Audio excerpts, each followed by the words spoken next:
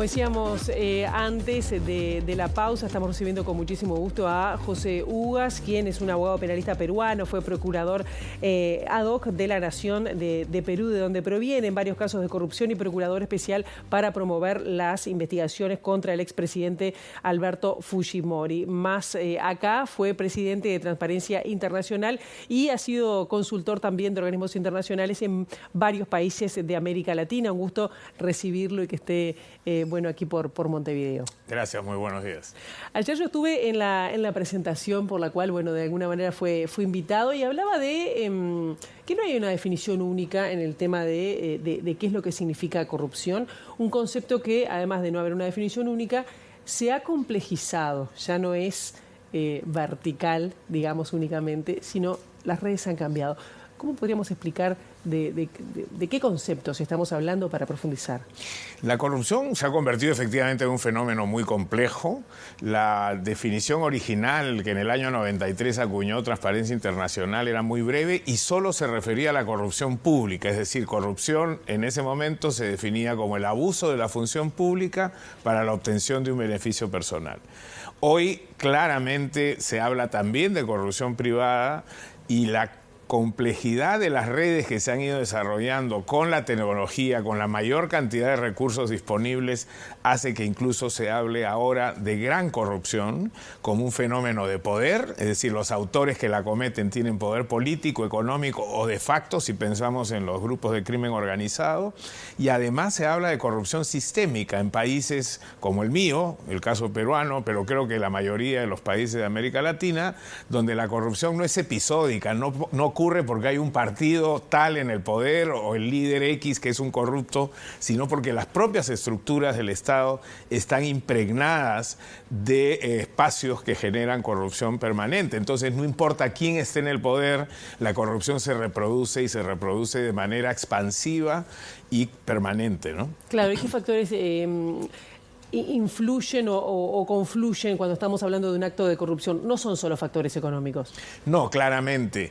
Estudiosos en la materia, Klitgar, por ejemplo, que es un profesor norteamericano que enseñó muchos años en Harvard, ahora está en otra universidad en California, acuñó una fórmula en la que decía: la corrupción es el producto del monopolio, entendiendo por monopolio la concentración de poder opaco, es decir, cuando se ejerce poder y no se transparenta los procesos de toma de decisiones y por qué es que fluyen determinados acuerdos. Aquí, por ejemplo, ha habido un cuestionamiento muy grande por la concesión del puerto, en un proceso donde no ha habido competitividad abierta, no ha habido la posibilidad de que se pueda conocer las razones que estuvieron detrás de esta decisión. Pero bueno, monopolio es uno de los factores importantes. Si a eso se le suma la discrecionalidad de los funcionarios públicos para tomar decisiones sin rendición de cuentas, eso en general es una fórmula que va a generar prácticas corruptas. Hay, como sabemos, en casi todos nuestros países ahora leyes de acceso a la información, de transparencia, de rendición de cuentas. Sin embargo, a pesar de que están ahí, como la de financiamiento de la política también, no hay cumplimiento por parte de los obligados. Si esa falta de cumplimiento no se sanciona, y entonces entramos en un círculo vicioso donde las posibilidades de fiscalización o control social, ya no solamente de instituciones como las Contralorías, sino de la propia sociedad organizada, se hace muy compleja y muy difícil, y esto de alguna manera fomenta un conjunto de prácticas corruptas que pueden tomar una dinámica perversa, ¿no? A veces se discute o no si tiene impacto en la población, si la población, digamos, castiga o no, entre comillas, este tipo de actos de corrupción, o cuando salen actos de corrupción. Pero ¿cuál es el impacto verdadero que puede llegar a tener la corrupción en cuanto a restringir el goce de derechos humanos? Eso me parece que es un punto muy importante que a veces no se tiene en cuenta, o la gente a veces uno no lo tiene en cuenta, y decir, bueno, se gasta plata en esto, pero está afectando mi vida también, ¿no? Esto es un punto central, y yo creo que la tendencia global ahora es a hacer esta relación entre corrupción, gran corrupción en particular, y derechos humanos. Para la región nuestra, En diciembre del año 2019, la Comisión Interamericana de Derechos Humanos ha publicado un informe muy importante que se llama precisamente Corrupción y Derechos Humanos. Y el Alto Comisionado para los Derechos Humanos de Naciones Unidas ya ha venido produciendo material al respecto. ¿Y esto qué significa? Que la corrupción no solo genera efectos materiales, profundización de la pobreza, de la inequidad, afectación de la macroeconomía, sino que tiene también efectos de otro tipo que no se pueden medir con data dura, que son los efectos inmateriales. Impacto institucional, el daño que le puede hacer la corrupción, y se lo digo yo que viene de un país con 6 presidentes vinculados a procesos de corrupción, presos, condenados algunos e incluso uno suicidado. El impacto que ha tenido la corrupción en el Perú, por ejemplo, desde el gobierno de Fujimori en adelante, han pasado 23 años y todavía no lo podemos recuperar. En la justicia, en la policía, en las Fuerzas Armadas, en el Poder Legislativo, hoy día tenemos un Congreso con 6% de aprobación pública, es decir, rechazado masivamente por la población. Y en segundo lugar, el impacto que tiene en la vida cotidiana de las personas. La corrupción mata, la corrupción enferma. Cuando usted distrae recursos del presupuesto público que deberían ir a la alimentación de niños y estos tienen anemia o fallecen por enfermedades derivadas de la falta de adecuada nutrición, o cuando ocurren accidentes como el que ocurrió en Argentina hace algunos años con el descarrilamiento del tren y mueren decenas de personas y después se entera uno en la investigación que esto ocurrió porque alguien se apropió de los fondos de mantenimiento de ese sistema ferroviario. Esas víctimas son víctimas de la corrupción. En el Perú han fallecido en la pandemia 250.000 personas. Somos el país con más muertos per cápita en el mundo. Y poco tiempo después, la Contraloría emite un informe dando cuenta de que en el Perú las autoridades se han llevado 24.000 millones de soles, es decir, aproximadamente 6.000 millones de dólares en un año. Con ese dinero se hubiera podido resolver el problema de la compra de respiradores, oxígeno, medicina básica, que hubiera ahorrado muchas vidas. Entonces, cuando la corrupción impide que la gente tenga educación, acceso al agua potable, alimentación adecuada, vivienda digna, salud, se convierte en un factor de derechos humanos indudablemente. Uruguay tiene un posicionamiento a nivel mundial de mitad de tabla para arriba, digamos, despegado del resto de la región, ¿no? De América, por lo menos, en América Latina.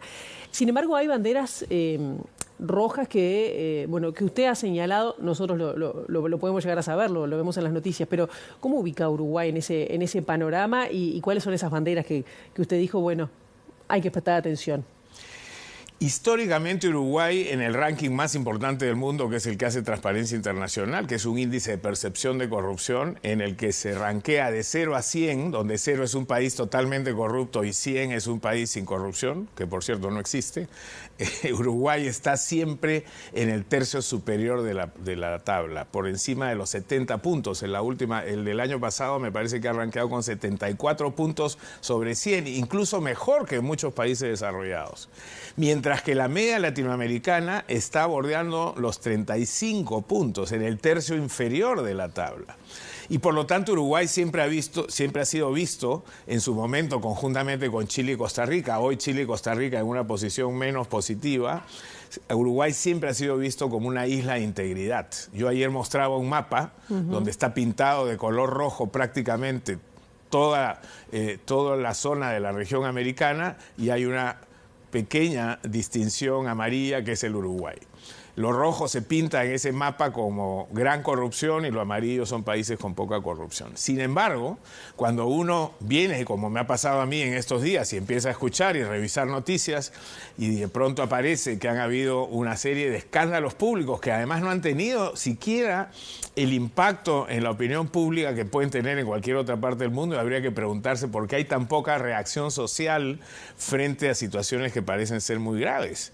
Una persona del círculo cero del presidente de la República ha sido detenido en una red criminal que falsifica documentos para permitir que ciudadanos rusos tengan pasaportes uruguayos, y después este personaje está vinculado con otro que está perseguido por narcotráfico, a quien se le facilitó la fuga, dándole un espacio para que pueda obtener un pasaporte a su vez que le permita salir, o cuando se entrega en concesión un puerto por 60 años en un proceso que no ha sido competitivo, que no ha sido abierto al público, en el que no se dan razones específicas por qué la empresa belga ha tenido ese favoritismo, o el de la funcionaria que ha terminado vinculada a casos de corrupción en Panamá con el presidente Martinelli, cuya condena ha sido ratificada hace 2 días por la segunda instancia de Panamá, y además con algunos hechos históricos que no siempre han sido muy visibles, pero que sí ponen una gran interrogante sobre algunas de las cosas que pueden estar pasando en este país, como es el sistema financiero. Uruguay,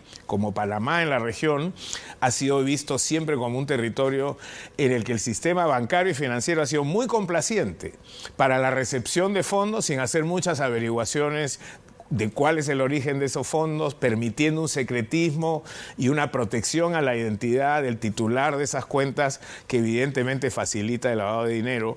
Y en los últimos tiempos se hace referencia a que el territorio uruguayo está siendo utilizado, dada la flexibilidad que hay en los puertos, para el trasiego de armas ilegal a países como Argentina y Brasil, donde las pandillas, hemos visto que en estos días ha habido, por ejemplo, en Río de Janeiro, una reacción de una pandilla que ha quemado 36 buses en un solo día en protesta por la muerte de uno de sus integrantes. Entonces, mi pregunta ayer, y yo no estoy haciendo una afirmación categórica porque no vivo aquí, no soy uruguayo y por lo tanto mi versión es una versión como alguien que está observando desde fuera, pero mi pregunta es: ¿cuánto puede soportar un territorio en una región altamente contaminada de corrupción sin que esa corrupción penetre también en su territorio? Y estas alertas, estas banderas rojas a las que me he referido, deberían ser una alarma para empezar a pensar cómo adoptar medidas de prevención. Ahora, justamente sobre eso, digo que el sistema político, usted recién mencionó a la sociedad, que parece que no reacciona. El sistema político no está reaccionando. No hay, por lo menos, el control suficiente, o los organismos de control no tienen capacidad sancionatoria para algunos de estos casos. Y el sistema político no aprueba algunas leyes. Se hablaba del financiamiento de partidos políticos para tratar de atajar esta situación. ¿Cómo es así? Ayer, ¿qué responsabilidad tienen, digamos? Sí, ayer un ex defensor del pueblo ha señalado algo que me pareció muy importante resaltar, y es que los órganos de control en este país están siendo objeto de ataque sistemático desde hace un buen tiempo.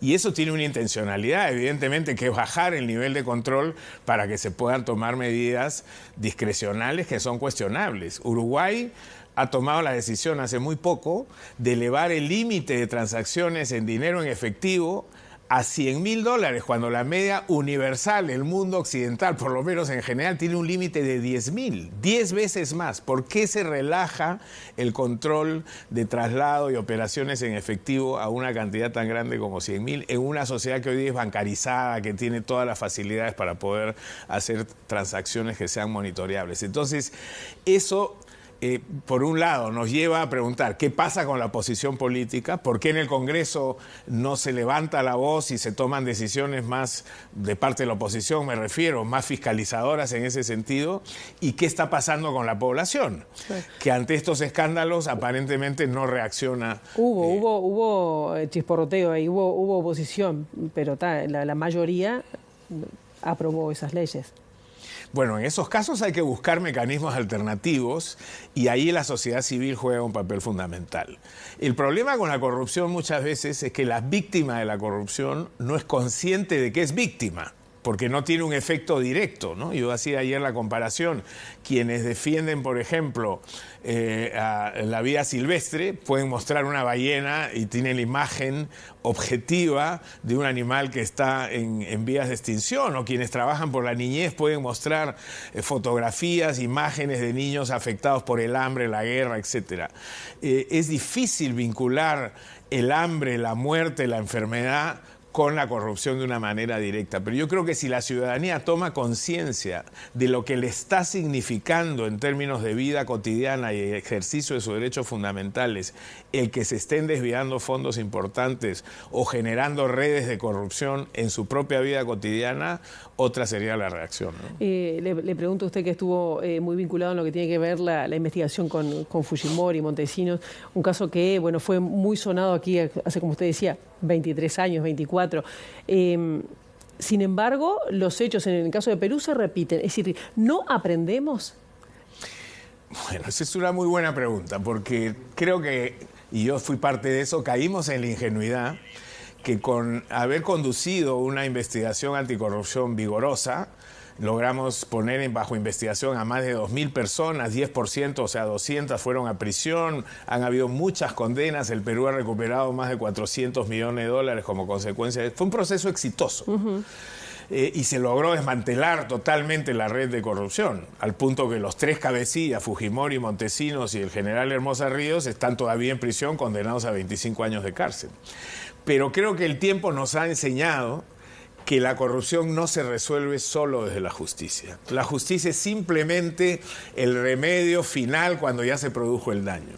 Pero aquí tiene que haber un proceso de prevención, de adopción de medidas integrales que permitan romper esta inercia sistémica que genera la gran corrupción cuando se apodera de las estructuras. Y la prueba es lo que usted dice. Después de Fujimori vino Toledo. Hoy está preso por haber recibido un soborno de 40 millones de dólares de Odebrecht. Después vino Alan García, hoy está suicidado al negarse a ser detenido como consecuencia de haber recibido dinero de Odebrecht. Después vino Humala, que estuvo preso y ahora está procesado por haber recibido fondos para campaña de Odebrecht. Después vino Pedro Pablo Kuczynski, que también ha estado detenido y hoy bajo régimen de investigación penal por conflictos de interés vinculado a su rol privado y su rol como ministro. Y después vino Vizcarra, que también incurrió en actos de corrupción en su región. Y el último presidente, Pedro Castillo, está preso por haber intentado un golpe de Estado, pero sobre todo porque tenía 10 investigaciones por corrupción. Y quien lo ha sucedido, que es la actual presidenta, también tiene 2 o 3 investigaciones donde se le está vinculando con actos de corrupción. Entonces, es lo que decía al inicio, no es un partido, no es una persona, es un sistema. Y ese sistema hay que desmontarlo y proponer un sistema de integridad alterno. José Ugas, muchísimas gracias por estos minutos, ha sido un placer conversar con usted. Gracias a ustedes.